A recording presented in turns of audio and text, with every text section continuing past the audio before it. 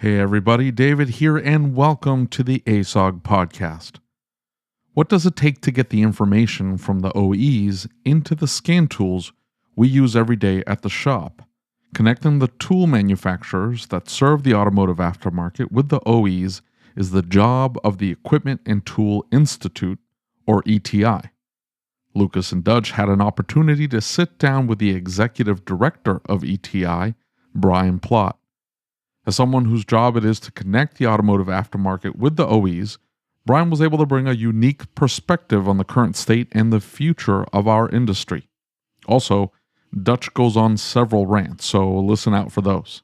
Before we begin, however, if you're an automotive industry professional or a shop owner yourself, then you are in the right place.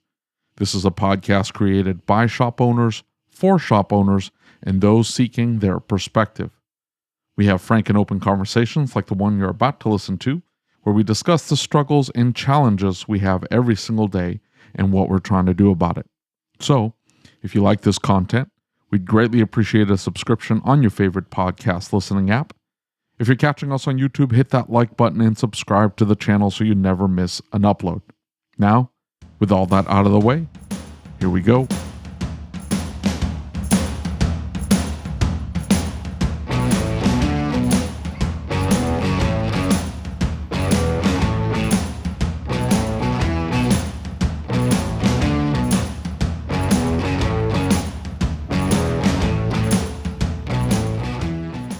So, Brian, I want you to meet Dutch. Dutch is one of my mentors, really close friend of mine, owns A&M Auto Repair in Pineville, North Carolina. So, Brian, meet Dutch. Dutch, meet Brian. Dutch, it's a pleasure to meet you. Yeah, likewise. The thing is that I've known Lucas now for many years, and it always surprises me, quite candidly, that he's known me for this long period of time, and he still screws up my company name. It's A&M Auto Service. You see, A for Anna, M for Max. Now, while it's true that we certainly do repair autos, especially the European kind, because they break so frequently, it's A&M Auto Service, the service we provide, not A&M Auto Pay in advance. That's right. Advance Auto. It's Advance. I'm telling you, it's Advance. It's Advance. Okay. That's right. All right. So as you can tell, yeah, absolutely. We have a good time. So yeah, it was. I'm sorry for the delay and the challenges that we had, but appreciate your patience. Hey, listen, anything worth listening to or anything good is going to be worth waiting for. So really, I don't want you to feel any pressure. But if you do this wrong, I'm going to send a hitman over to your house. Okay, just so that you know. All right. You'll have to find me. First. I'll be in Miami. Yeah, okay. That's it. There you go. So, Brian, you're president of ETI. Now, many of the ASOG members don't have the slightest clue what ETI is. I didn't know what ETI was. Dutch, did you know what ETI was? As a matter of fact, I did. Many years ago, there was a white paper that they had produced that I was searching really hard for. But if you've seen my office, there's not a chance that I'm ever going to find any of that sort of stuff. So I had heard of it, but I had no idea, quite candidly, the nature of the involvement in the industry. I thought it was strictly an equipment. I had no idea about the working so closely with manufacturers. Very good. Yes, I'm the executive director because my boss is actually the president. We have an elected board of directors structure, and so cool. I report to whoever the president is this year. Very nice, and that changes over every year. Very cool. Well, tell us, how did you get involved with ETI? That's a great question. I've actually been involved with ETI off and on through a good portion of my career, because it's an association for the tool and equipment manufacturers. Different tool companies that I worked for over the course of my career were usually members of ETI. They were strong in mechanical tool storage, alignment, and diagnostics, and they've grown over time where it's gotten very heavy on diagnostics. But I would participate in different roles I held within the company I was working for at the time, and found that it was tremendously valuable to us as equipment producers and manufacturers to be able to get that kind of an industry ally to help us out with legislation, with OEM relationships, and that kind of thing. So over the years, I participated off and on, but as a member. And then here about 2 years ago, I got a call out of the blue and found that the previous executive director was retiring. They were looking for someone, and they said, "Would you like to be considered?" And I said, "Let me think about it." Yes. So that's fantastic. It ended up being a really good relationship. Well, so explain to us what ETI does. Right. I can go look on the website. I can get some ideas, but explain to us the idea of what it is they do. And I get that shop owners can't be members of the organization. I understand that. But you really do a lot for shop owners. Help us understand what it is that you do. We try to be an advocate to all of the tool and equipment manufacturers that the shop owners depend on for helping their business run efficiently and grow. Everything that we do, we think through that. How is it going to affect our membership? But how is it going to affect their customers? How does this help those end user, our end user customers, the technicians, the shop owners? How does what we do help them grow?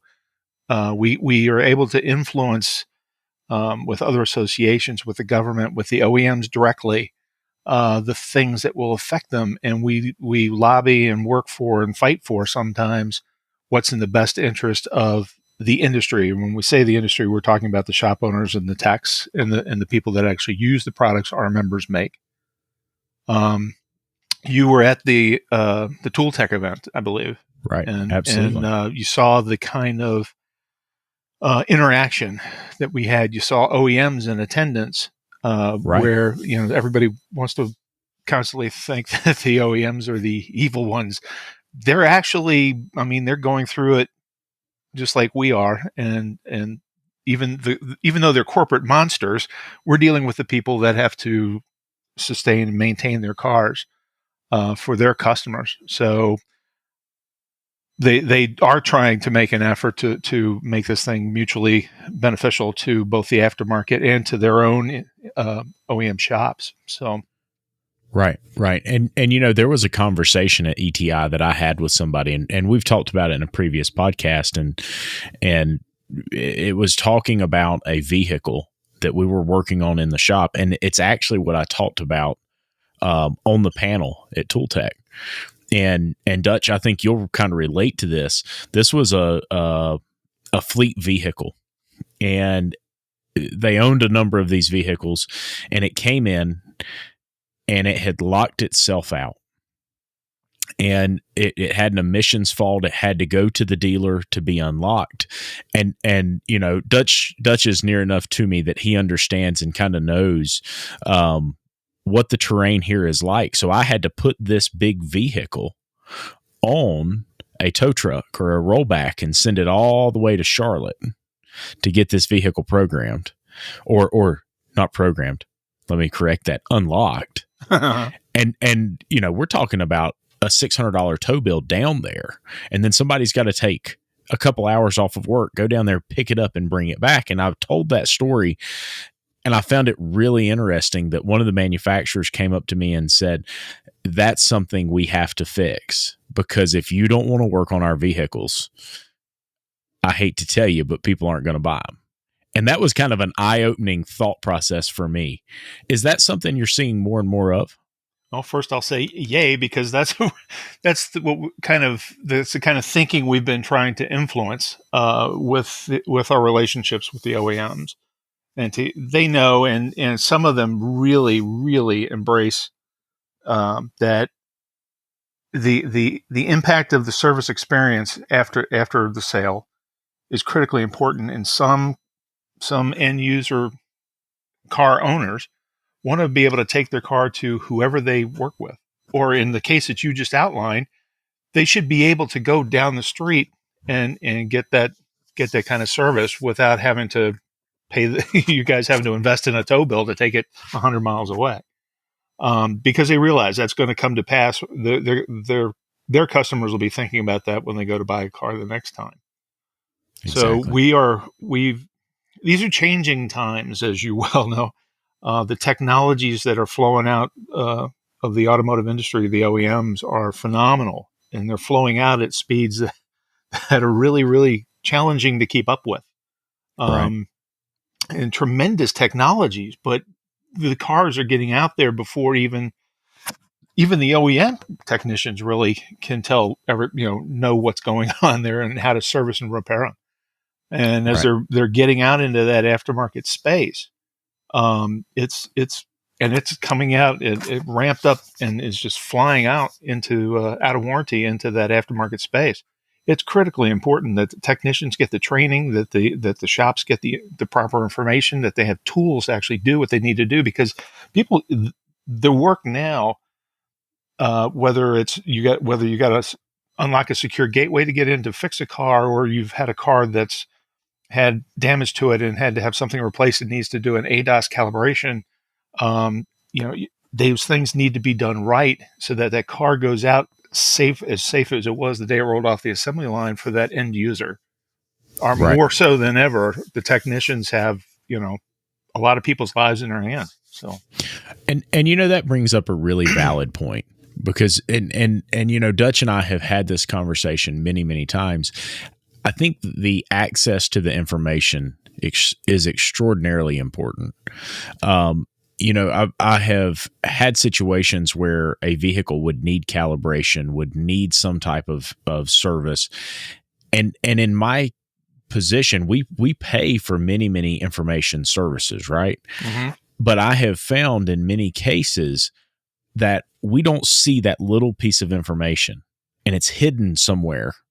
And we'll be doing a repair, we'll be performing a process, and then we come up and say, oh, we can't repair this vehicle the way we're supposed to. And that sure puts us as shop owners in a really tough spot, right? I think that's one of the toughest spots we can be in.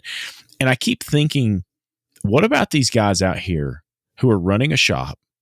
They don't have those information resources, and they go in, they work on this car, and they send it out, and they didn't realize it needed a calibration. And now let's say adaptive cruise control doesn't work, or, emergency braking doesn't work like we expect. At the end of the day, we're the professional. We're supposed to know those things. But Dutch, I mean, what's been your perspective on obtaining this data? Because that's something we've talked about before. It can be really difficult to find sometimes. Well, I'm really torn about this. And Brian, I'm going to be absolutely candid, because please Lucas will tell you I'm not.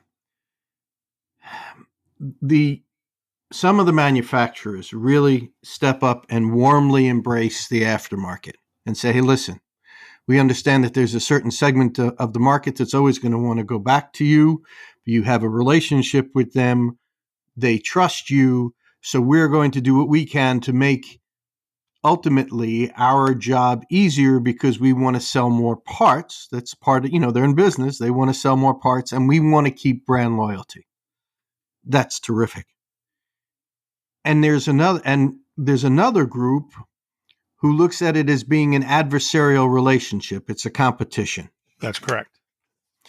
And they don't want vehicles to go anywhere except to their service dealers for service. And it's pretty apparent when you get involved with these subscriptions, which of these manufacturers, which camp they fall into. Mm-hmm. So for me, I try to steer away. There are ways of getting around it. I try to steer away, I'm being candid, mm-hmm. from going to specific manufacturer sites, because I don't want to reward the behavior that says you're not good enough. I don't want them to have my hard-earned dollars, so I use workarounds for those manufacturers. Mm-hmm. And it's not that, because if they don't appreciate what I'm trying to do, which is to promote their brand by providing a service so that their vehicles are safe and reliable, if they're not willing to partner with me in that regard, why do I want to give them any of my subscription money? Now, I'm not talking about using clones or any of that ridiculous crap. That's not what I'm talking about. There's plenty of that crap out there. I'm not going to risk ruining a car doing that. I'm not going to have that it compromise my shop's integrity. So, Lucas is right. There's a recent manufacturer who, because somebody in the aftermarket screwed up really bad, they've just taken their subscription costs, and now they're VIN specific, and it starts hurting the smaller shop. I gave up on doing Volvos. Mm-hmm. If you go to program Volvos, you have to have a lot of Volvos in your lot that you're going to do within a 24-hour period of time to make it worthwhile. Because the daily cost, by the time you do everything, I just don't do it anymore. Mm-hmm. I've weaned myself away from Volvos. Right. And I think from my perspective is the lack of information or lack of clarity. And I understand in some instances there's information they don't need to release or they shouldn't release. I get that. But in a lot of ways, for instance, Mercedes-Benz, I'm telling you, it's almost like they really don't want us to work on their cars, or at least in the past. And I'm hopeful that changes. Right. But I mean, I hate to tell you, I could not afford to use OE subscriptions to maintain or repair a Mercedes-Benz. Mm-hmm. It's not going to happen. I can't afford it. And I mean, if that's all I did, of course I could, but what are your thoughts on that, Brian? Where does that take us as far as a market, and are things changing? Are their perspectives changing? Excellent points. And that what you're looking at here and what you're describing is exactly what we spend every day trying to drive and influence. We have that group of OEs that are really good to deal with and excellent, and they're improving all the time. Because like I said, some of the new things coming are creating huge challenges for them internally as well. And as Dutch mentioned, you've got some OEMs that just flat out make it so difficult for you to work with that they won't work with anybody. And to your point, I know who they are. We try to influence them with one-on-one relationships with each OEM, and you need to work to make sure you're talking with the right people. But sometimes the people that I'm talking with relative to equipment and tools end up, they'll have the right attitude, but the people that are above them are the ones driving the particular direction of the OE. What I can say is that oddly enough, in 2020, we've had tremendous forward progress with several OEMs, including a couple of the ones that have been a little more challenging to work with in the past. And there's things that are in the works right now that while the COVID thing has slowed us down, it's been a double-edged sword, and you'll see those things trickling out throughout the course, I believe, of this year. But it doesn't address for right now, and the problem continues to grow because you're having vehicles come in your shops with technologies that no one's seen yet, and in the aftermarket space. And what is it? How does it work? How do I deal with it? And what has to be done? It's a whole new world of those kind of questions that you guys are dealing with. We at the end of last year, there used to be a big global association called the Automotive Alliance. They changed their name to the Alliance for Automotive Innovation. And basically that association is an association of almost all of the global OEM manufacturers. And we got opportunity through some things that we did in trying to work with some of the OEMs. We got involved with that group and we've been able to give them information to help them out, but gotten information. They've wanted to know where our challenges were, and they've helped us in interfacing with some of those OEs that have really kind of making a turnaround. So there are things that are being driven that are hopefully going to bring change that'll make that improve. Well, that's definitely fantastic information and fantastic news for sure, because I think that there's a lot of folks, and one of the hot topics right now in our group is we keep hearing this: you need to tool up with OE tools. Now it's a 50-50 split, right? Mm-hmm. But the reality is there's a market that says technology is a service. We're going to pay somebody else to log into this vehicle and handle much of the programming, things of that nature, as a service. We're going to pay them as opposed to raising up a technician or training a technician to be able to handle these things in-house. Mm-hmm. There's the other 50% who believe we should buy all OE tools. And one of the things that keeps coming up about that is if you're going to buy all OE tools, it kind of limits your ability. It makes you focus in on 1, 2, maybe 3 primary brands of service. Right. What are your thoughts on technology as a service? Where do you think we're going with that? We have a couple of our members that are running business models that work that way, and quite successfully. I mean, it's helping their customers meet demands that they were finding challenging before. Otherwise, those models wouldn't have taken off and grown like they have. I think it becomes a combination.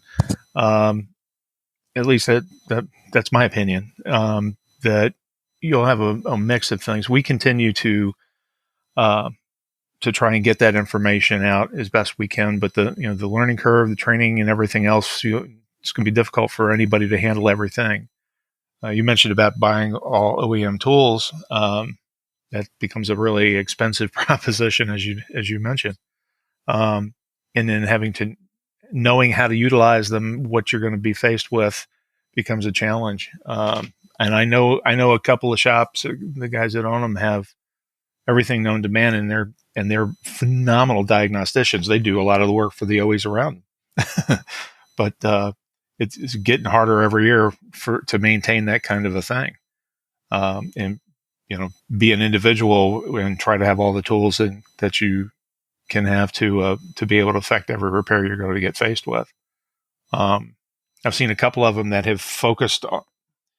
One guy that I know bought a shop. He's a phenomenal diagnostician, and he's got like the OEs that send their cars to him. He's got a huge following of regular customers and so forth. So he's focused. He's opened a second shop, and he focuses one on more of the mechanical repair and some of the current car park that's in the field, and another one that basically is doing all of the stuff that's high end. He's doing vehicle reprogramming. He's doing the really hard diagnostic stuff. He's doing ADAS calibrations and whatever it may take. And so he's kind of separated that out with 2 businesses, one handling the current and one handling the newer.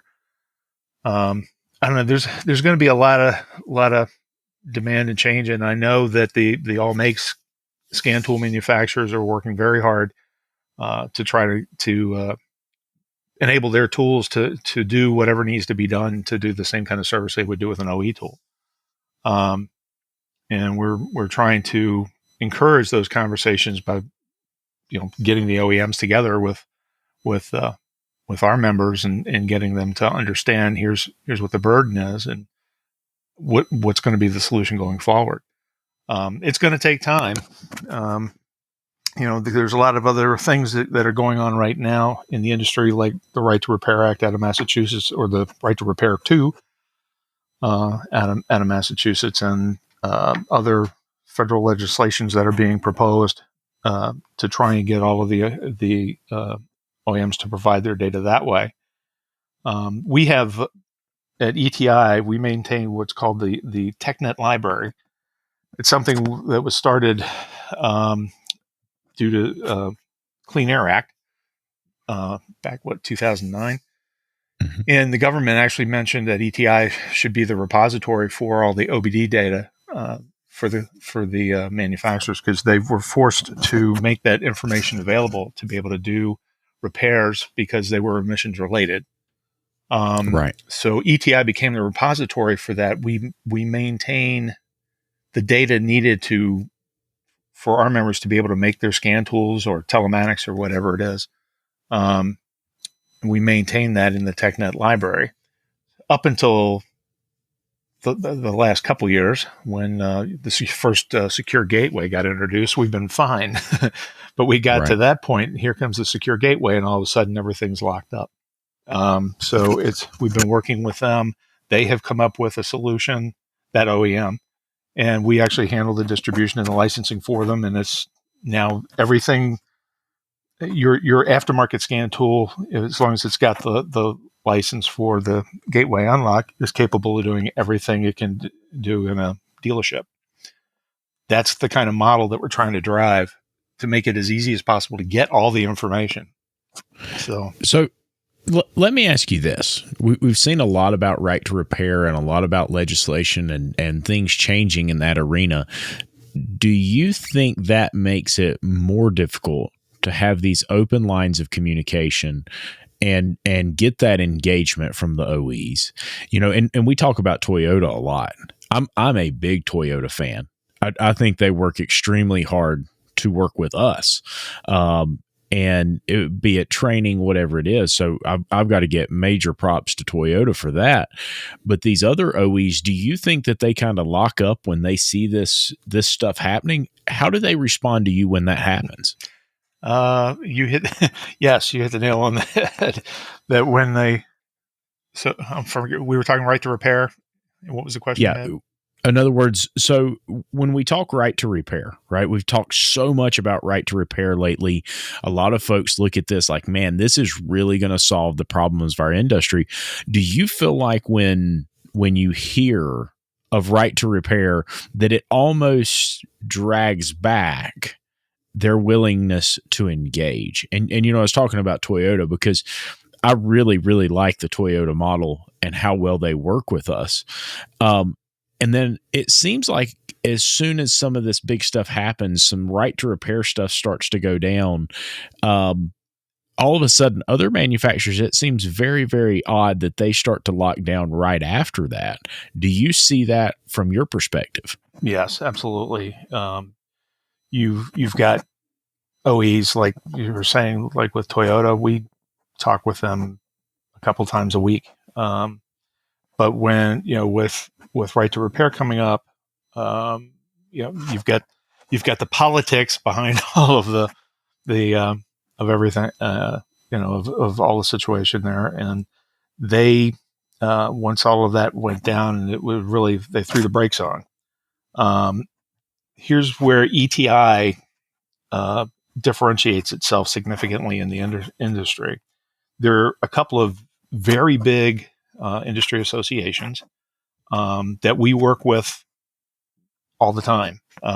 We work with them in support of their efforts, and they work with us in support of our efforts. Where we differ is when it comes to forcing the OEs to turn over the information. We have to take a neutral position. Right. It differentiates us significantly because everybody else is going to, go fight to the death. In the meantime, we have to maintain that information for OBD2 for Clean Air Act. We have to get the information, and on the new technologies out to the field. We have not a charter, but we have a mission to keep that information flowing.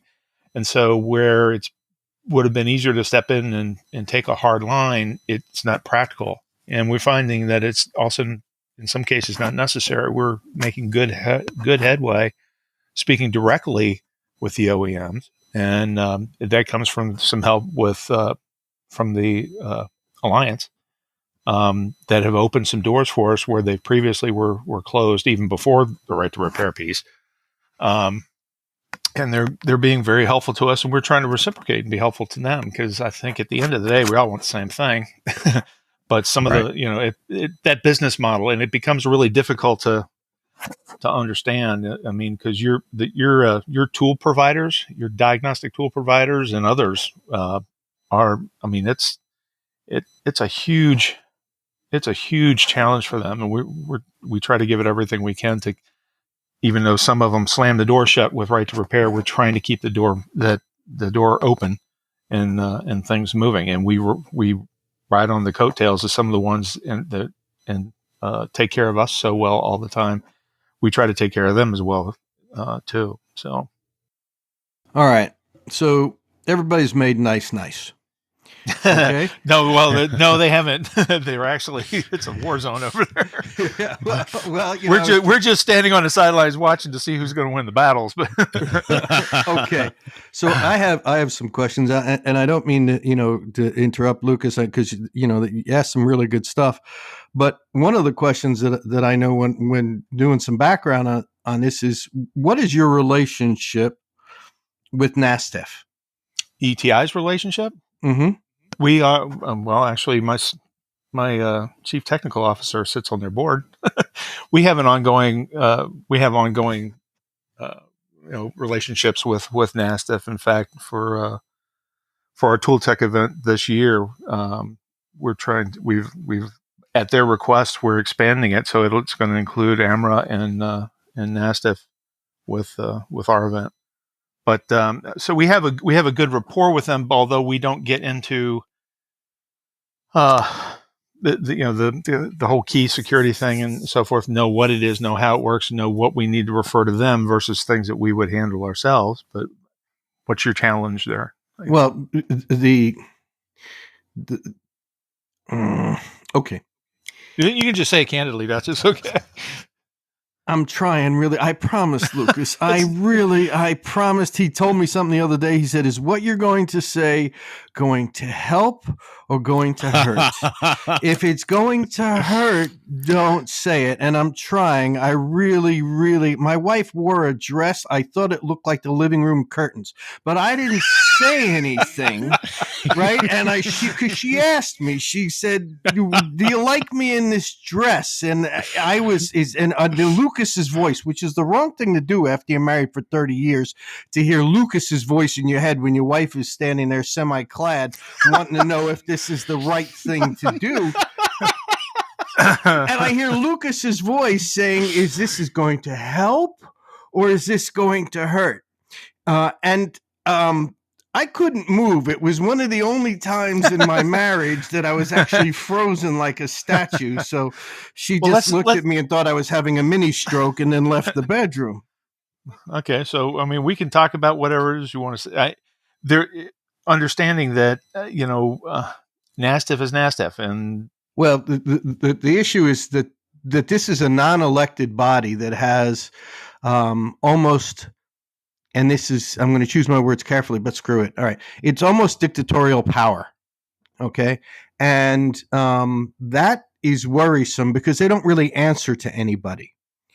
If you don't fill out your paperwork for, used to be the LSID, but, your security professional, vehicle security professional, there's nobody, it's like a little fiefdom. Mm-hmm. And I was hoping, and I may be all wet. It's entirely possible. I was hoping that you guys were able to exert some influence to try to have them look at a different perspective. And again, I'm grateful for the organization doing what they're doing, but the reality is there's no checks and balances that I can see as an independent service professional. Mm-hmm. And I was kind of hoping you could address and say, well, as a matter of fact, what we're going to be doing is this, and I don't think that's what's going to happen. Well, and unfortunately, I can't tell you that we can do about. It's an interesting point that you make in terms of their structure, and I know their director and so forth from being in my role, and as I said, my CTO is actually on their board. So are many others from both the OEM side and the aftermarket. But something like that. If you see specific areas that don't seem to be fair, or I mean, well, we have to band together. It's that time for the aftermarket. We have to band together for. Well, no, absolutely, but it's not anything. It's not anything personal. It's not like they've denied me now. Actually, though, having listened to this, they probably will. Well, let me put it to you this way: if I'm ETI, or if I'm sitting there as the director of NASTF, what I would want to hear on this podcast is that those guys are really kicking it. They're hooked up and it's working great. And if it's something that's contrary to that, then what they're after isn't being accomplished, and they should be made aware of that. Well, let's just say that among the rank and file, and I can't presume to speak for everybody, but among the rank, and I've been around the business for a while, it's seen as a necessary evil, not as a welcoming partner in moving the industry forward. Mm-hmm.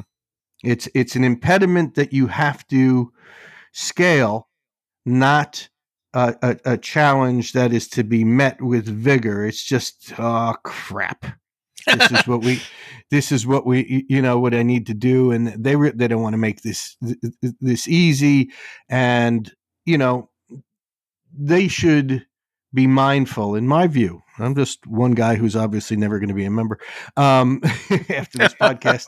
They should be mindful of the fact that they exist because of us, and being an unanswered, without checks and balances, without having, it's kind of like for the Fed, right? In that, no politics.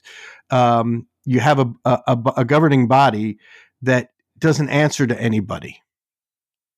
And that troubles a lot of members, because we get around before COVID and we would chew the fat, and it is disturbing because this is our livelihood. Mm-hmm. It's not a matter of okay, you can't go to a ball game. It's a matter of, I have clients that need to have this work done, and it's taking a really long time to get credentials, or they're sending forms back because they didn't fill out something. They didn't dot the I. After a while, it's enough already. It's a power play. Mm-hmm. Well, and I have heard, on both sides of that. So I agree. I hear a whole lot of folks fussing about it. And I asked somebody at one point, and he said, listen, the reason is because we finally started enforcing the rules that we were supposed to enforce. And to a degree, I can understand that. But in the same respect, and I don't want to get off on a nasty tangent that, we're beating them up, right? But the reality is that if you go look at the website, if you're an automotive service professional and you really need information, you need to understand, what do you use to program X vehicle? That is not the website to go to. It's outdated. It's behind. And I don't mean that in a disrespectful way, but it feels like many of the folks in the industry had quietly been saying this for a while, and it's starting to ramp up, and it's getting louder and louder and louder, to the point that those of us, for instance, in ASOG, it's kind of hard to overlook the fact that behind the scenes people are talking this loud about a subject like this. And I know this is definitely more about ETI as far as our conversation tonight goes, but it brings up a valid point. If we want to improve our industry, Brian, see, Dutch, I said it, industry. You still screwed it up. It's industry. All right. It's industry. I'm going in the house. Industry, not industry. What are you talking about? You make it. I swear to God, I need an interpreter. I'll pay somebody to translate hillbilly for me. It's killing me. I'm watching him murder the English language. Linda, we're not going to talk about Advance Auto Parts, okay? Dutch, don't stroke out on me, okay? I know it's past your bedtime. Diaper's almost full. Close. I get it. I got like an hour, and then I gotta run to the pharmacy because I'm running out of Depends and Metamucil. No worries. But in all seriousness, let's say that we want to begin to improve our industry. where do we go from here? Right? Because sometimes it feels like, we've got all these organizations, and I'm not talking about ETI. And you'll hear me fuss about this on the podcast from time to time because we talk about the ASAs of the world and the ACAs and all of these different automotive service associations. Mm-hmm. And I've always felt like there's some really great organizations doing some really great things, but there's no common direction. There's no movement. We talk about things like the tech shortage and access to the information we need. Brian, where do we go from here? If we want to start fixing our industry from your perspective, how do we do that? Actually, you're doing it now by inviting us to participate in this podcast. What you were just saying a moment ago relative to what the industry needs, we're trying to do that. And this ties back to what we talked about at the beginning of the podcast, was that we're trying to help our members, customers, with everything that we do. Right. The things that we do and the things we are able to impact, enable or don't enable our members to be able to make the tools and equipment and provide the information that's beneficial to you. Everything we do, we think of, we think of our member, we think all the way through that, all the way down to the technician and the consumer who's going to get in that car and drive it after somebody's worked on it. So it's I understand your frustration, because I look at it's an alphabet soup of acronyms. You've got ETI, you've got NASTF, right. You've got AutoCare, you got AASA and MEMA, you got ASA, you've got all and many, many more. Sorry for all the ones I left out, but how do we the associations all get on board where we're all moving in the same direction? And there's things that we do and there's things that we don't. But we're all trying to influence it. Right. Like I said, at ETI, the one thing that we always think of, and when we're talking to our members, is what we're doing that can help them get what they need or create what they need to help their customer base. And I can tell you that, especially the big ones, the big members, who can make very loud comments, they are passionate about taking care of their customer base. And right. When they're calling and say, where's this information for the OEM? Where's this information from the OEM? And we're pounding on the OEM. You got to give us this. We've got to have it. Within the laws that stand today, we have to provide this information. Some will jump up, and others are just, it's like pulling teeth right now. You've had a lot of changeover too. Keep in mind, within the industry, within the OEM side of the house, lots of change in the course of the past year. I mean, these are monstrous operations that were forced to work from home since last March, and they still don't know when they'll let them in the building. Others, they've reduced force and other things. And I can tell you, I'm dealing with a whole lot of new people that have never talked to us or even knew about us in the past with some of them. So it's we just continue to try and move it forward as hard and as fast as we can. And like I said, throughout the whole thing this past year, we've been working behind the scenes, and hopefully we're going to see a lot of good stuff coming to fruition. Not for every one of them, but for quite a large group. So I think that we need to keep communicating where the frustrations lie and where the weak spots are so that we can do something about it. But we have to maintain that passion, because your technicians and shop owners and your customers' lives are at stake when it comes to this. It's always been serious. It used to freak me out how, you people had to get a license to cut your hair, but they let anybody do a brake job on your car. Right. Look at today.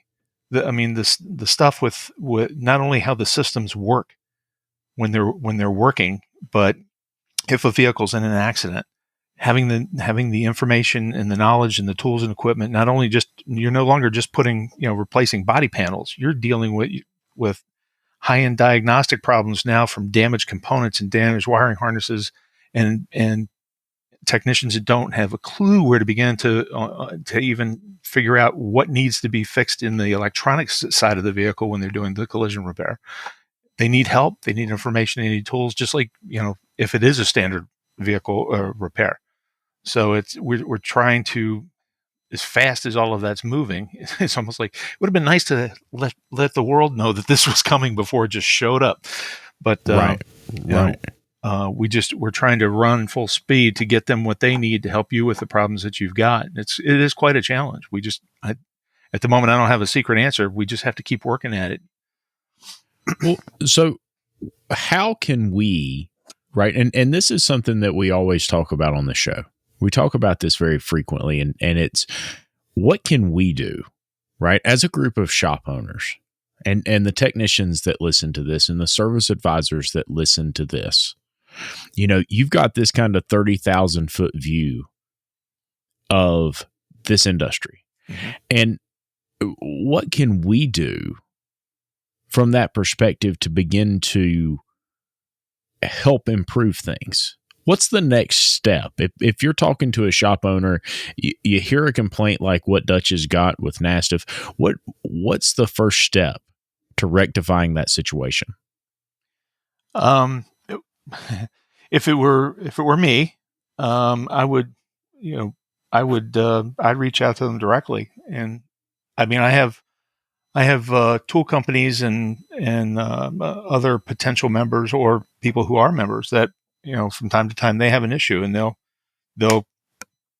know who I am. They'll call me up and we'll have a discussion. And I learn from those discussions. They learn from those discussions. But at the end of the day, it helps me keep my finger on the pulse of, how things are going out there with them and where's their pain points and what should I be focusing my time and efforts on.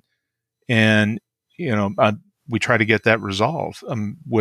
With NASTF, I'd give Donnie a call, have a chat with him, and or there are other means, like the fact that you're reaching out and interacting with ETI, who isn't really a service and repair association. We just help make the tools for it, but you're reaching out and you're telling me candidly, this is where my pain is in trying to run and grow my business. Here's how it could potentially impact my customer base. Those are the things that we exist to supposedly influence for the better. And if, hearing this, I'm going to go back, I'm going to talk to a lot of my contacts and friends about what we've talked about this evening and encourage them to listen to the podcast, but also to listen to what you guys are telling me. Why did you have me on? Well, you saw something cool, but you also know we have challenges and you want to hear what those answers are. And I'm trying to give them to you. We're working on so many things in the background that will influence indirectly how you get there directly. So, and in fact, we're I'm sorry, I didn't mean to cut you off. No, go ahead, please. As a thought, after this, we currently are still planning to do Tool Tech at the end of May, knowing that very well could move. We just reviewed things here in a meeting on Monday with the board, right? And we're going to ride it out another 30 days before we make a call to make any other serious changes. But I would propose that we invite you and a group of people that you guys select. We can talk about size and background and what have you, but to come as our guests to the next Tool Tech event. Yeah. And here you can, in that round, see, this is something that you ask how we can make a difference. This is one of the things we're trying to do, is make a difference. You can come talk to the people that build the tools that you use to work with. You can come talk to the people that put the repair information together. You can come talk to OEM representatives one-on-one. And you want to hear what the OEM really thinks, and the people you get to talk to there are people that do the data, they do the tools, and I mean, they listen. So, those are all avenues to keep that information and those thoughts coming. So I would invite you guys to do that. We can talk about that all offline. Yeah, definitely. And I would love to do that. Dutch, did you want to say something? Well, there was two things that I wanted to say. Was first to thank you for your efforts on our behalf. And then just kind of asking, at the tool show, will they have tools for sale? No. Bummer. Okay, well then my wife will let me go. She'll let me go. However, no tools for sales. However, wait, yeah. Here's a however. Mm-hmm. Now this is the darndest thing I've ever seen. We are as a trade association and with a membership that are all different tool and equipment manufacturers. Every time we have a meeting, even my board of directors meeting, I have to read the antitrust compliance rules. Mm-hmm. You can't say here they are, refer to them. I have to read them to everybody who's in the room and literally get a head nod that, okay, we won't be breaking any antitrust laws here with what we talk about, because you can't talk about, let's split a territory, let's fix prices on this kind of stuff. You can't do it. We did our what the heck do you call it? It's the first evening of the Tool Tech event. They do. It's like a little mini tool show. All of the members can Tool show. It's like all of the members have the opportunity to get we don't sell it to them. We provide it. If they want to do it, we give them a 10x10 booth. They bring their stuff and they set it up like a tool show, and we pack out a big room in a hotel, and they hold this event, and these guys have all. This is an incestuous industry. we talk about what name is on from the tool and equipment folks. It's what name is on your shirt. And guess what? I've had like a half a dozen different brand names on my shirt for the companies I've worked for over the time. But once you're in, it's a tar baby. You can't get out. And you basically live your life out and do your career and switch to this company and that company. And these guys all get together and do this nighttime showcase of all of their products. And they talk to each other and they laughed, and here's this, and this is what we just came out with, and here's how it's working and everything else. But they don't talk about anything that's antitrust. It's like a big tool show, and they're all competitors, but it's all public information. So there's nothing secret. They just get their facts straight, so that they're the guys that are out on the street selling this stuff are selling the right feature sets and what have you. But I walked into that room and it looked like a really busy trade show. It looked like if we're going to SEMA or something, and it just blew me away. And I knew that I had just started like a month before, and I knew probably a third of the people in the room because, again, the shirt thing. So, that was really fascinating. I have to say thank you, because this is the highest Dutch's blood pressure has been in years. I mean, his heart usually doesn't beat this fast. He's, I'm like awake and it's 8:13. This is like rocking. It's a whole part of the night I didn't know existed at my age anymore. No, it's cool though. You get the tool makers and you get the OEMs are wandering around in there talking to them, and you've got other people, because we have guests and we have other associations that come, and they're all walking around and networking, and it was a bizarre thing to see. And then at the end of after a couple hours, they pack it all up and go out and party. Yeah, I'm awesome. Going. That's it. Sorry. Too late. If you were just being polite, you're done. I don't care. No. I'll find you in Miami. I want to damn thing. No worry about it. We're currently planning. It's all planned for Austin, Texas. So. Oh, nice. Okay. Well, that's fantastic.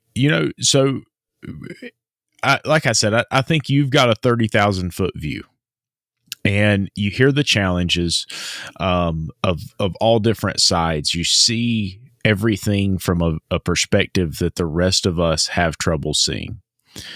What challenges do we face? Do you see challenges that maybe we're overlooking? I've got a repair shop coach that I work with, and I tell him all the time, until he started talking and seeing things from this different perspective, I never realized I was in the thick of it. I was in the fire. I was in the forest and couldn't see the forest for the trees. And having that outside perspective was so beneficial to me, as not only a shop owner, but as a father, as a husband, and as a leader to those who work in my business. I would love to hear your perspective about the challenges that we face and some of the positives that are coming our way. What do you see from the outside looking in? From the outside looking in, I won't paint everybody with the same brush, of course, because some will be there and some won't. But challenges, to your point, you mentioned, I think it was in jest, but it was technician shortages. Right. You've got technologies that are coming so fast. I don't know how anybody can keep up with everything they need to know for if you're just a general service operation. Getting the information communicated out so you know what these things and these systems are going to be doing before they're released. I've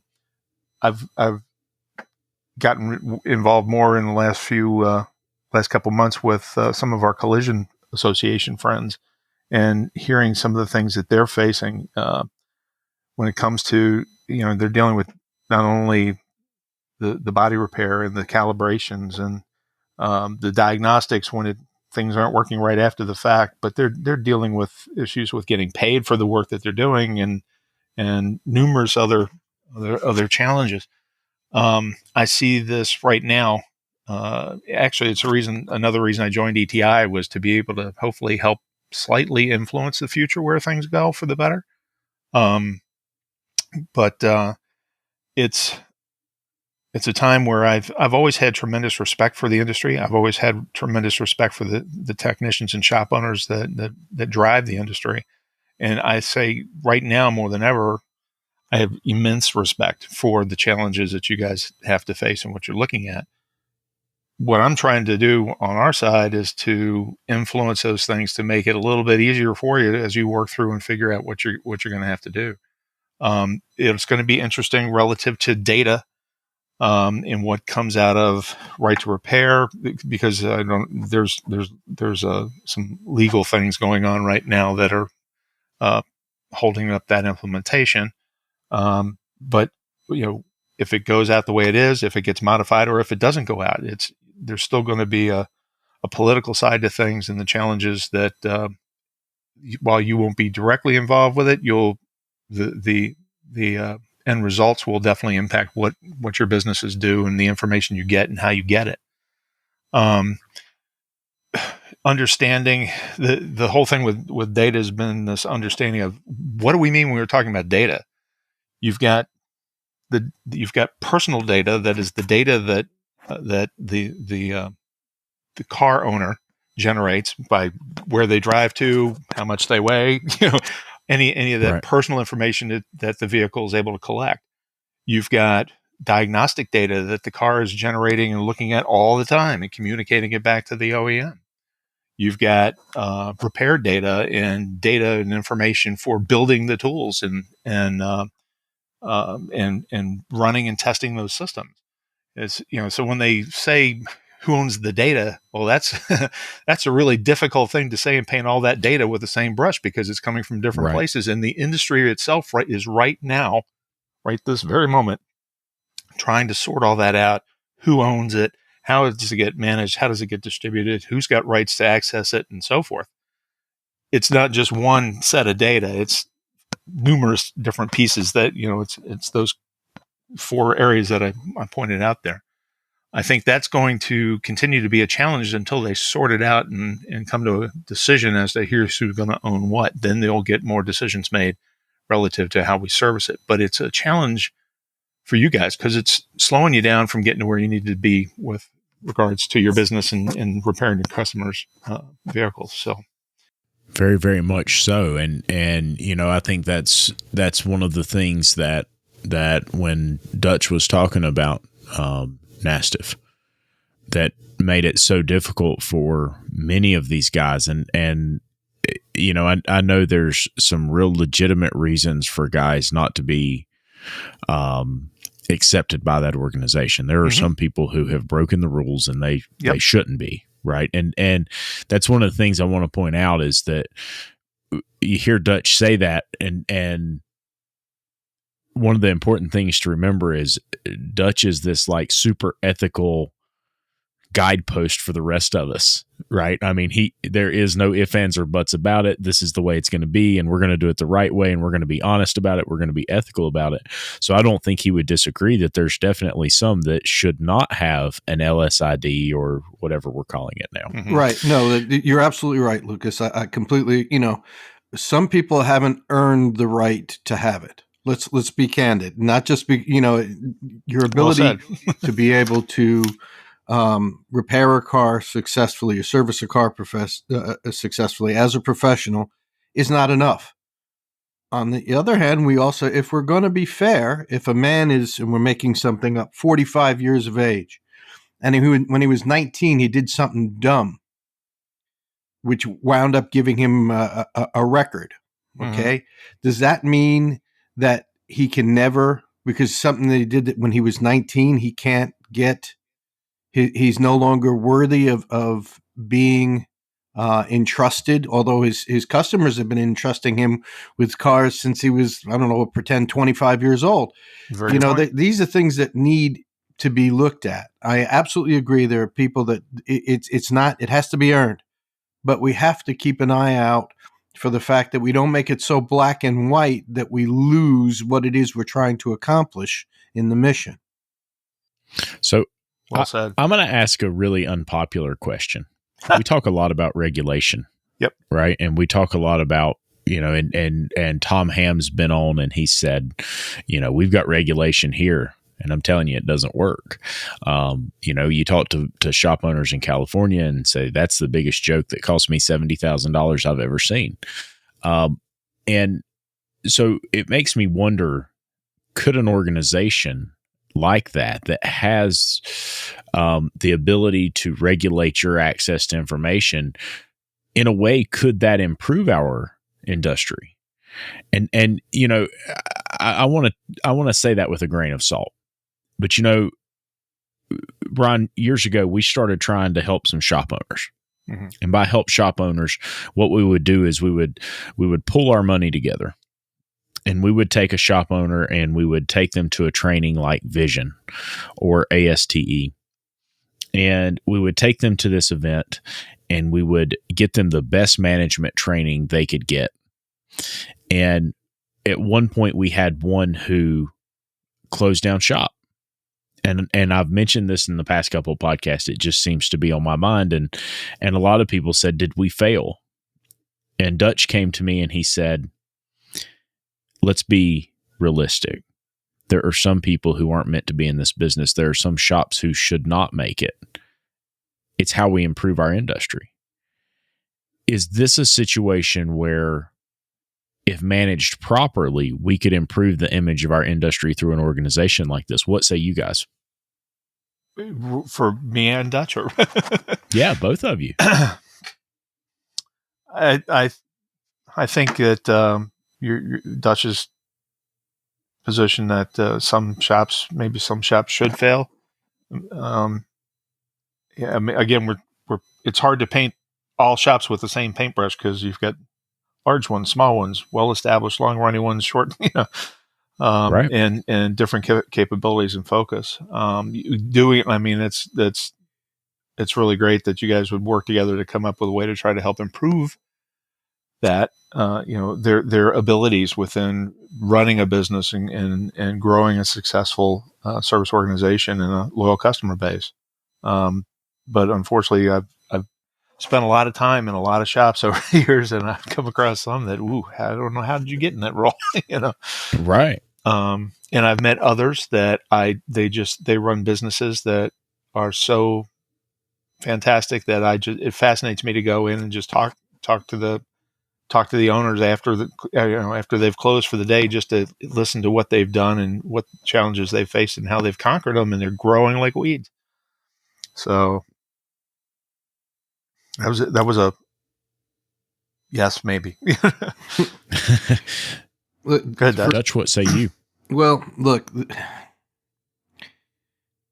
for some reason, and it happens in our vocation, our profession, if you will, there seems to be a stigma with failing at the business.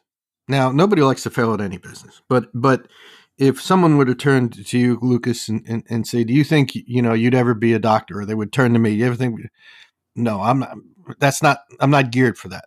So I wouldn't want to become a doctor.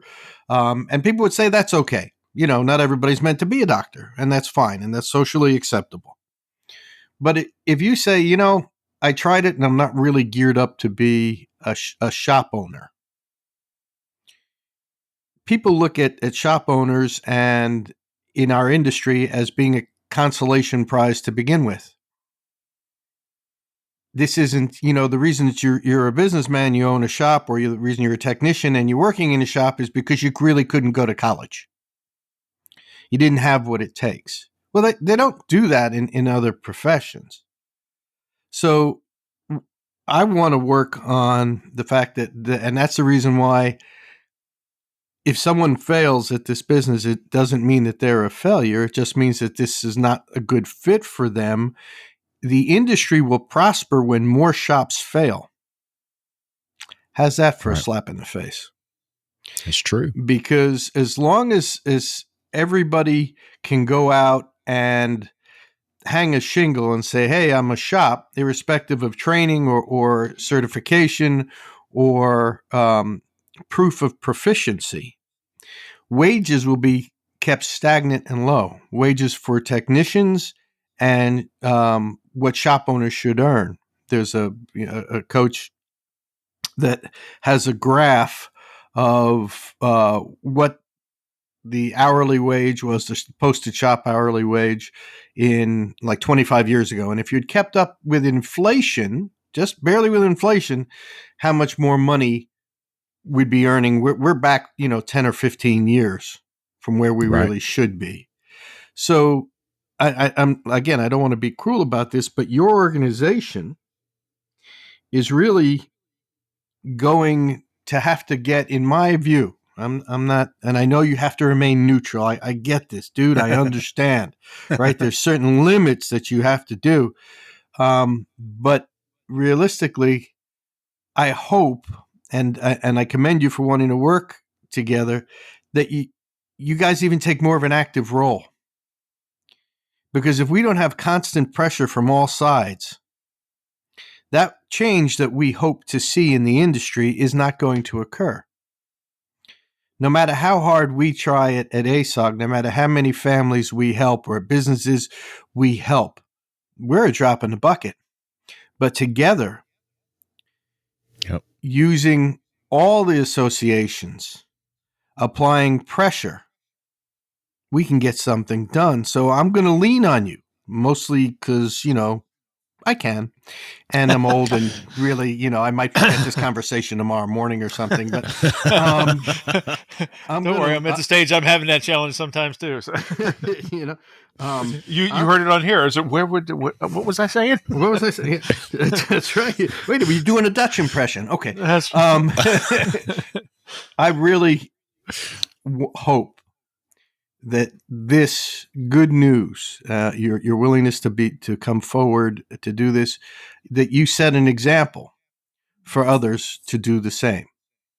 Because together we can get these things accomplished. Individually, not so much. I mean, Lucas has a really, really good idea. People say it's pie in the sky, but he's got the right idea. You have to have a goal. Together we can get stuff done. Individually, with everyone pursuing their own separate interests, it's not going to happen. Right. You're absolutely right. And we I think I mentioned it earlier. It's we need to all be on the same page. If not, in the same book would be good. Mm-hmm. Yeah, I'll take it. Right. Yeah. Maybe the same bookshelf. And I think that's so much of what we deal with, and I even said at one point, I said, we should just get a group of folks together, our close friends, and before an event like ASTE, have a state of the industry, if you will, and get us together and talk about what we face and the challenges and hash that out. And everybody said, well, why would you do that? Nobody's going to agree. And other organizations have done that. I just don't think that a group of shop owners, a group of technicians, a group of service writers, a group of educators, a group of tool and suppliers have sat down and said, here's what we're facing on a daily basis. Here's from our perspective what we're dealing with right now. And it's just like the technician shortage. I talk to educators and they say, you guys are talking about a technician shortage, but you don't want an apprentice in your shop because you say they cost you money, and you want to bring an apprentice in, and you think this new person that's got 6 months under their belt should be turning 5 and 6 hours a day. I'm telling you now, you should be training them for 2 to 3 years before they touch a car alone. And I think that there's a disconnect from area of our trade to area of our trade, whether it's education, whether it's tooling. I just don't think we're all on the same page. I think if we could come up with a way to at least have a discussion to get us close to the same page, like I said, in the same book, on the same chapter, maybe on the same bookshelf, would make a tremendous difference if we could just focus our efforts a little bit. I'd settle on the same damn continent, much less anything else. Absolutely. Here's a thought. When we do our events, we have, and you probably saw them when you attended Tool Tech, there was probably at some point an OEM panel discussion and either a technician or a shop owner panel discussion. Yeah. That's to us critically important to do. And that's why that's why it's always part of our agenda to do a couple. But, you've been kind enough to invite me here to learn more about ETI, and you guys are genuinely looking for your way to influence the industry. And you're right. The associations, we're just a little teeny one, but we're the technical leader, which makes us really strong because of that. Right. Makes us influential. But for the day we start doing things that are not in everybody's best interest, that'll be the end of our show. But, what if I would talk to some of my colleagues that run a couple of the other associations and do it backwards? Do a panel discussion with them where you guys get to ask them the questions. Oh, that would be they fantastic. Could listen to you. They could get to hear this kind of thing because, I mean, granted, we all, you've got some of them, their associations they focus on a little bit on tool and equipment, but really they're focusing on parts, and they're focusing on, trade and a lot of things like that. And we all genuinely try to keep our finger on the pulse of what's going on with the shop owners and the technicians today. But you really don't get it unless you have this conversation that we're having here right now by people who have to go live it every day, where you go and go ride on a tool truck for a week and talk to the shop owners on those routes. Right. And see what kind of diversity you get to hear about, and listen to what kind of challenges you get to hear about from technicians. And then go back and make some of those decisions. It might be something interesting to try to set up, and I'd be game to, or any other ideas you guys might have. If you can, if I can influence something for you, I'd be more than happy to do it. I would love to participate in that. You bring up a really interesting point. You said, go ride on a tool truck for a day and see what those perspectives are.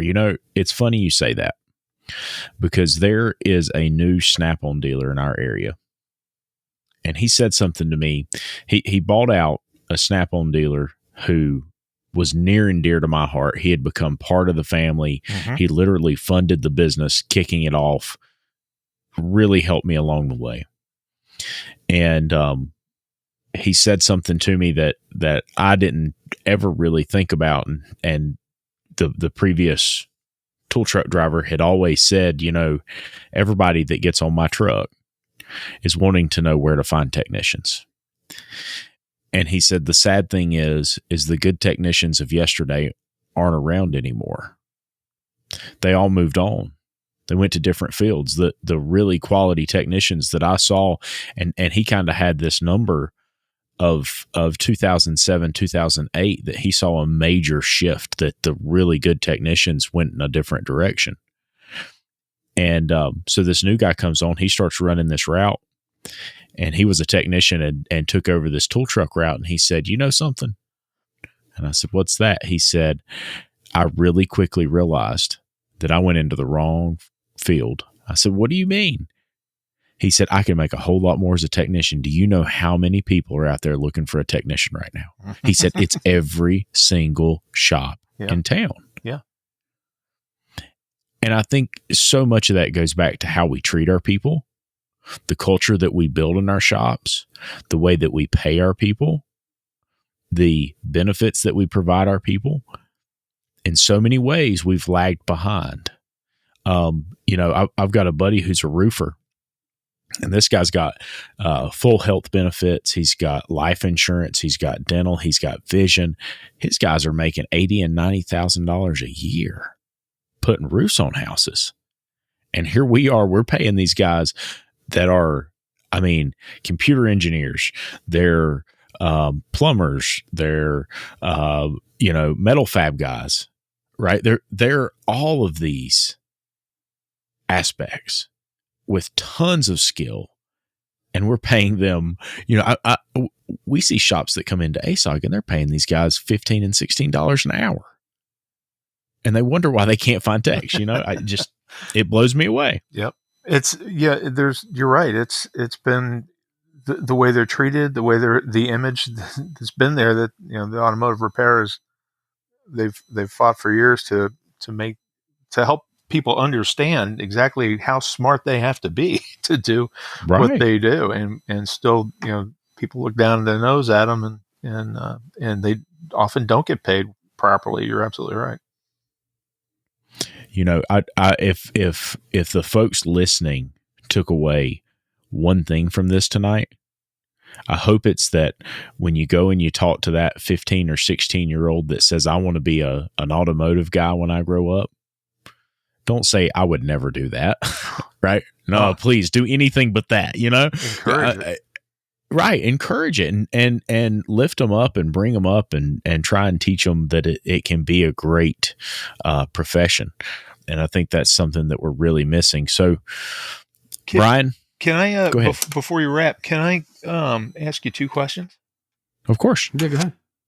And this is for both of you. So with all of the talk of the electrical vehicle fleet, all the OEMs are talking now and showing them the models that are coming. They're putting time deadlines on it that they're going to be, 50, 75, 100% electric by such and such a year.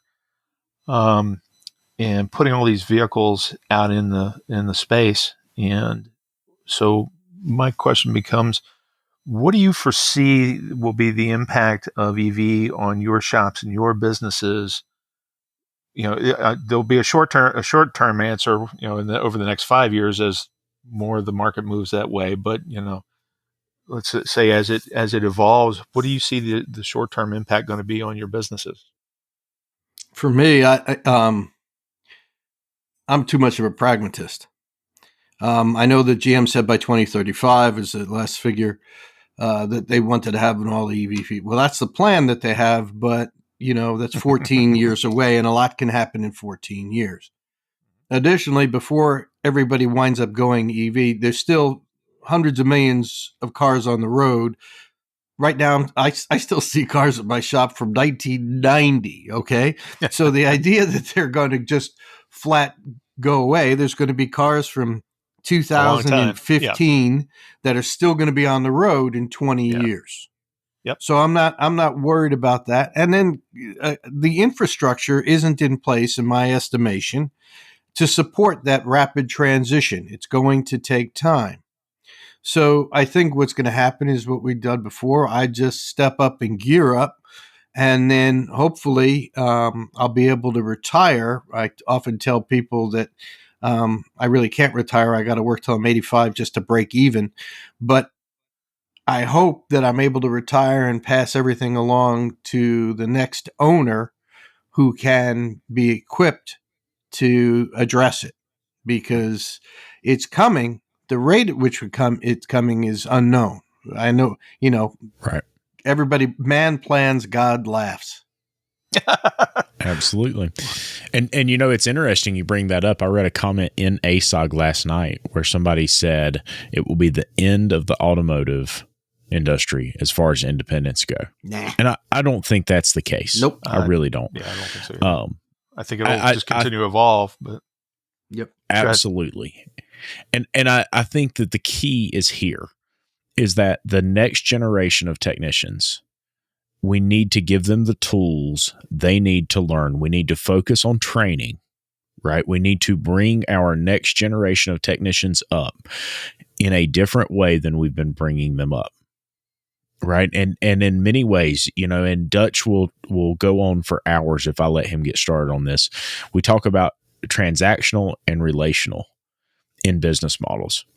And in many ways, this kind of comes back to that for me is our focus in our business is our people, right? It's about not just my internal customers, in other words, my technicians. It's our external customers, our clients, but it's the next generation as well. I feel like we have an obligation to them. And the way that we solve this crisis or this EV problem is by educating the next generation in a way that is concurrent with the technology that's coming. But we have to educate them. And for me, that brings up a whole different concern, and that is we're still teaching high school kids and college kids how to rebuild starters and alternators. Right? I mean, Yeah. At some point we have got to get our educational system moving forward and really teach them how to service these new vehicles and understand how they work. There's a lot of really great information out there. But the kids who have really picked up on it and learned how this is going to affect them and how to work on these vehicles and how to understand a problem that exists with an EV, it's come from self-research. It didn't come from going to school. It didn't come from many of the opportunities they have outside of that. It's come from because they were excited about it. They found it interesting. They got on YouTube. They found data somewhere about it. So I think it's a multifaceted approach that we must take. We've got to get them excited about it. Yeah. And then we have to figure out how to raise them up and bring them up in a way that is concurrent with growing in that way towards that technology, because it is the future, right? Like Dutch said, we don't know what the time frame is going to be, Right. but it is the future whether you like it or not. Yep. I am encouraged to see that my local community college here, actually, Central Piedmont Community College, is leading the charge. There are only the two, one or two in the country, for introducing Tesla technicians and going through that program. I think that's on the local college level. There are a lot of really fine automotive programs that will help to produce some really good technicians. Not immediately, of course. It's just going to that would be built with experience. What we have to do, as Lucas said, is get them jazzed about working with their hands. Because for years they were told you got to work smarter, not harder.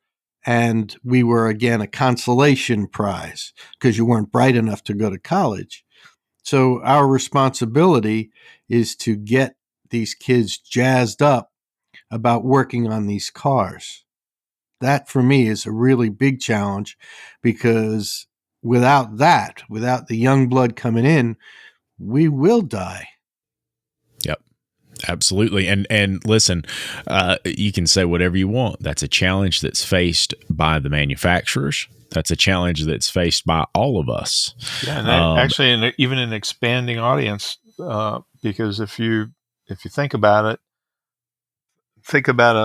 somebody driving a Tesla or one of these other new model EV and is involved in an accident. You now have to have people you've got first responders that need to be educated. You have people that may have to help survivors, and be able to cut things away or whatever. So they're going to have to be trained. Right. The tow truck drivers are going to have to be trained. The technician that starts to work on that, he's got to know everything there is to know about it. So, because those things are dangerous. They can kill you. Right. And on down the line. Then once you get the repair done, what does the technician have to do to that vehicle? What are the technologies? What are the systems that they're running? And from what I understand, I know very little about the technical side of the EVs, but that right now, specs and certain things are critically important for them. So I just see it as a challenge and an opportunity. Absolutely. And education is key. Yes. Right. I think data and education is key, because I've found that if you just have the right data and know the right question to ask, you can fix anything. It's that you have to have the data. You have to know the question to ask. You have to know how to ask the question. And you have to have the gumption. You have to have the want to be involved. And so I think that's something we've got to build and work on. One other thing. So what's the second question? You said you had two questions, so that's the first question. Okay. That was the first one. And if we've got time, we can. Of course, we've got all the time in the world. Until like 9:30, in which case I'm going to have to get on a cot, because I'm going to have to make a pee break in a couple of minutes. At my age, I'm pushing the limit here. All right. No big. This is one that's more for my knowledge and understanding. I just was curious. So what are the top 3 things each of you want to accomplish for your business this year? What are the 3 most important things or things that you're looking to accomplish this year? So for me, we're building a new facility, and we'll be moving into that new facility hopefully by the end of the year at the latest. So that is a big one for me. And that's probably number 1. Number 2 for me is going to be reaffirming the culture in our facility. And what I mean by that is, through the challenge of COVID and the stresses of everything that happened, everybody just feels far more pressure than they did previously. And we've been very blessed through the whole situation, but the training and the things that we've always done, going to these events, talking to other technicians, talking to other shop owners, participating in the trainings that Dutch holds in Charlotte, really helps us build that culture that is our team. And I don't want to say that I've felt it slipping because we haven't been doing that. It's become more difficult to manage. It's become harder for everybody to see the reason that we do what we do in some aspects of it, because we've been so busy. It's just been going nonstop. So I want to nurture that culture in our business. That's one of the big things for me. And I really would like to get to a point that we are profit sharing with our staff, or working towards a model that allows us to do that. And I want to set that goal up. It's probably not going to be this year, but I want to set that goal up over the next 3 to 5 years. So those are my big ones. That's awesome. Dutch. Yes, I was nodding off for a second. You had to, I had to. Sorry. Okay. No, I'm back. It's all right. No worries. What the goals? My primary goal is to get myself in a position to be able to retire at a reasonable age. I'm fond of telling people I could afford to retire now, as today, but I'd be broke tomorrow. Right. Yeah, that's it. So I would like to build the business to the point where we have to get through COVID first. Yeah. And then I can resume my normal staffing level, because we're a tech down where we were before. So that I have to get my machine shop going in the building that I have adjacent to mine now. That's really important. And to finally kind of wait, I put off seeing which direction ADAS is going with self-calibration or not. Does it make sense now to spend, we'll just use a round number, upwards of $25,000 to $50,000 or more to pick up factory equipment for vehicles, which may be, the newer ones may be self-calibrating. I don't know. I mean, I have some ADAS stuff now, targets, etc., but I don't know. That's the big deal. Is I'm trying to look at the numbers and determine. I thought it was a slam dunk before. I'm not quite as certain. I'm still certain, but not quite as certain. And then that way, I could actually become the annoyance once I retire to my wife that she accuses me of being now. I can actually be there to annoy her every day. Right now, she's grateful because she gets to kick me out of the house. So that's pretty much what I live for, is just making her life miserable, whenever possible. And actually, not true. I've been married for 30 years to a wonderful woman. Good for you. Yeah, no, she rocks. But and the only reason she married me was because my mother sent her a check at the end of every month because she knew I wouldn't breed well in captivity. So that's what's going on there. No, that's pretty much what it is. I'd like to be able to have the business be crafted so that I can retire and that I have a sense of obligation to my employees. That's awesome. I want them to know that where I sell it, I'd love to be able to sell it to one of them. Absent that, where I'd be able to sell it, their jobs would be secure. Mm-hmm. That for me is a big deal. It's clear the both of you have the right priority in mind, and it's taking care of your people. Absolutely. That is what makes that successful shop owner, is putting their people first. You either view as you view your employees as an impediment to profitability or a partner in it. And there was a I'm not mentioning names. He's a very famous coach who views employees as replaceable commodities. And one of his lines, and I'm going to directly quote, is, "Look, you're building a business, not a family." Well, I'm sorry, but I happen to get emotionally attached to the guys that I hire. They're more than just a number. Amen. Because I was a number working for a Fortune 100 company. So I understand what it means to be an employee number. I won't have it here, but so I hope I've answered your question. And if not, ask me again, because I probably forgot what the hell you asked me to begin with. No, that was perfect. It's great to hear that that you both have that focus on what's best for your people, and I agree with you completely. I'd far prefer to work in an environment where my leadership has a relationship with us in terms of working together, and we all have skin in the game the same way, and as opposed to being handled like a number. Amen. So well done. Well, I have 3 closing questions, and they're all 3 the same question. You're in and out of shops.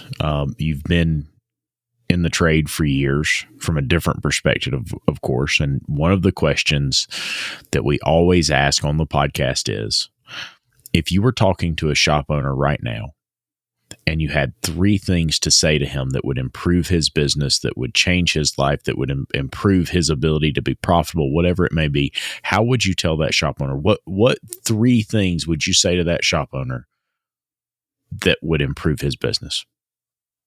I would say be confident in knowing where it is you want to go with your business, and then finding the way to get there.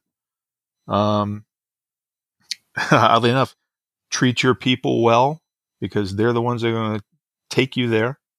Educate them, nurture them, train them, but take care of them at the end of the day, because they will lead to your success.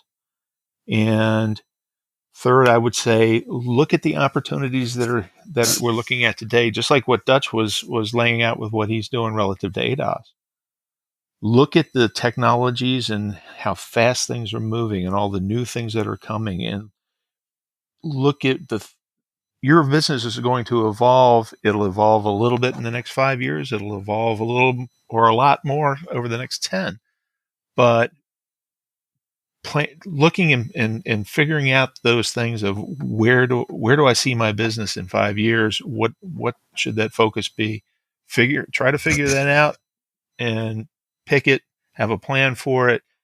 I like living by the long range plans, 5-year plan, and every year you have an annual plan that leads up to where you're going. That's your roadmap. And if things change in the industry, you change your long range plan. You shift it and revise it every year, but it gives you the roadmap of where you want to go. And I encourage them to include their people in it, because they're the ones that are going to have to execute it. So we are a people business, and in terms of the way we're running. and who we take care of. So, well, I hope you enjoyed this episode of the ASOG podcast. If you'd like to support the podcast along with the work of ASOG, just go to our website, asog.site. That's ASOG.site, and click on the Become a Patron Now button. Becoming a patron gets you several perks, supports this podcast, and is entirely tax deductible. That's because ASOG is a 501c3 educational charity. Make sure you subscribe to the podcast. If you're listening to this on Apple Podcasts, leave us a review. It helps spread the word. Don't forget to subscribe to the YouTube channel and hitting that like button. Lucas has been burning the midnight oil, trying to manage his shop and also starting construction on his new building. Tired and slightly dejected, Lucas walked into his shop the other day and was pleasantly surprised to find that the like button had left him a note saying that there was fresh, hot coffee waiting for him. But when he took the first sip, he realized that the like button had really left him cold, stale coffee. Get back at that like button by hitting it for poor sleepy Lucas. As always, if you have any questions, comments, or concerns, or if you'd like to be a guest on the podcast, or if you have any topic suggestions, please reach out to me via email. My email address is david@asog.site. That's DAVID@asog.site. Until next time.